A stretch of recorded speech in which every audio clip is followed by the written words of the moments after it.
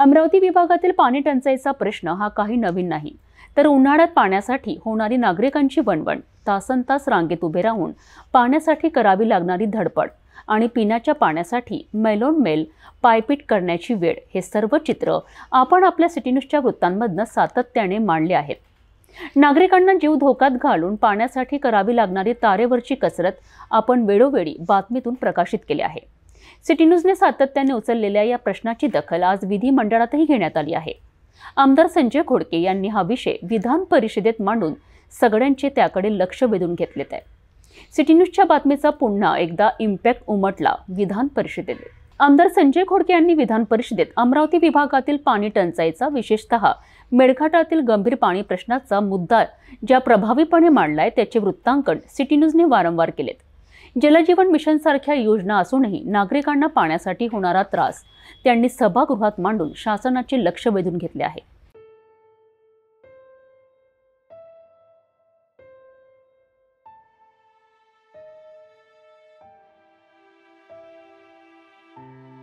अमरावती विभागातील पाण्याचा प्रश्न सिटी न्यूजने आपल्या वृत्तातून बरेचदा मांडलाय। भर उन्हाळ्यात पाण्यासाठी झालेली लोकांची भटकंती, तासनतास लाईनमध्ये उभे राहून पिण्यासाठी मिळवलेले पाणी आणि त्या एक हंडा मिळवण्यासाठी कितीतरी किलोमीटरचा करावा लागणारा प्रवास, जीव धोक्यात घालून पाण्यासाठी नागरिकांची होणारी तारेवरची कसरत, हे सर्वच विषय सिटी न्यूजने वारंवार आपल्या बातमीतून प्रकाशित केलेत। आमदार संजय खोडके यांनी विधान परिषदेत हे विषय सलग 2 दिवस धरून ठेवलेत। अमरावती जिल्ह्यातील मेळघाट निसर्गरम्य असलेला हा प्रदेश, या ठिकाणी नागरिकांना पाण्यासाठी कितीतरी किलोमीटरचा प्रवास करावा लागतो आणि पिण्याचे पाणी आणण्याकरिता विहिरीवर तासनतास लाईनमध्ये उभं राहावं लागतं। हा विषय सिटी न्यूजने आपल्या वृत्तांतून बरेचदा मांडला। आमदार संजय खोडके यांनी मेळघाटातील पाण्याचा हा गंभीर प्रश्न विधान परिषदेत मांडून सगळ्यांचे त्याकडे लक्ष वेधून घेतलेत। त्याचबरोबर पैनगंगा योजनेअंतर्गत पाण्याचा विषय सुद्धा त्यांनी मांडला।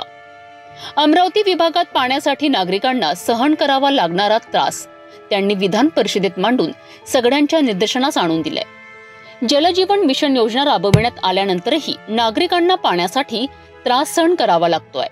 हा विषय आमदार संजय खोडके यांनी अधिवेशनात मांडला। सिटी न्यूजने वारंवार या पाण्याच्या समस्या आपल्या वृत्तांत मांडला आणि आज त्याचा इम्पॅक्ट आपल्याला विधान परिषदेत बघायला मिळालाय। आता बघायचं आहे की प्रशासन यावर काय पावलं उचलतोय आणि पाण्याच्या समस्येने ग्रासलेल्या या अमरावती विभागाला न्याय मिळतो का। पृष्ठ क्रमांक 97 बाब क्रमांक 154 जलसंपदा विभाग। आता जलसंपदा विभागाने जो निर्णय घेतला आहे वैनगंगा पैनगंगा प्रकल्प, या वैनगंगा प्रकल्प जो मूळ जो आहे तो अमरावती विभागासाठी खऱ्या अर्थानं त्याची निर्मिती झाली आहे।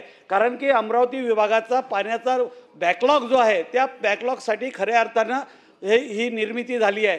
तो जवळपास 88,000 करोडचा प्रकल्प आहे, परंतु 88,000चा प्रकल्प आता जवळपास 3,000 कोटी रुपयाचं त्याचं काहीतरी आता सर्वे करण्याचं काम चालू आहे। परंतु अमरावती विभागातल्या अधिकाऱ्यांनी त्याचं पाण्याचं रिझर्वेशन जे द्यायला पाहिजे ते पाण्याचं रिझर्वेशन अमरावती विभागातल्या कारण की 3 ठिकाणी आपण ते पाणी वापरतो, एक पिण्यासाठी, एक उद्योगासाठी आणि एक तुमचं सिंचनासाठी। तर हे अमरावती विभागातल्या 5ही जिल्ह्यांनी त्याचं रिझर्वेशन द्यायला पाहिजे, ते दिलं नाही। कारण की मी स्वतःहून अमरावतीचं रिझर्वेशनमध्ये लक्ष घातलं, त्याच्यामुळं चांगल्या पद्धतीनं गेलं। कारण की उद्योगासाठी जर आजचं रिझर्वेशन असलं तर खऱ्या अर्थानं, कारण की हे रिझर्वेशन मागत नाही आहे आणि म्हणून त्याच्यामुळं काय झालं की नागपूरवाले रिझर्वेशन मागत आहे। आता नागपूरचे आपले फुके साहेब बोलले की काटोल नरखेड, म्हणजे ज्या वाशिम, त्याच्यात वाशिम जिल्हा आला नाही आहे तर त्याचं वाशिमचं संरक्षण करायच्या मुख्यमंत्री महोदयांना निर्देश दिलेले आहे। परंतु पुढच्या काळामध्ये खऱ्या अर्थानं यावर लक्ष घालणं गरजेचं। सिटी न्यूजने वारंवार या समस्या आपल्या वृत्तांतून मांडल्या आणि आज त्याचा परिणाम विधान परिषदेत दिसून आलाय। ही एक सकारात्मक बाब आहे। आता प्रतीक्षा आहे ती प्रशासनाने यावर तातडीने पावले उचलण्याची आणि पाणी टंचाईत ग्रासलेल्या अमरावती विभागाला न्याय मिळण्याची। या संदर्भात पुढील घडामोडींवर सिटी न्यूज बारीक लक्ष ठेवून राहिले।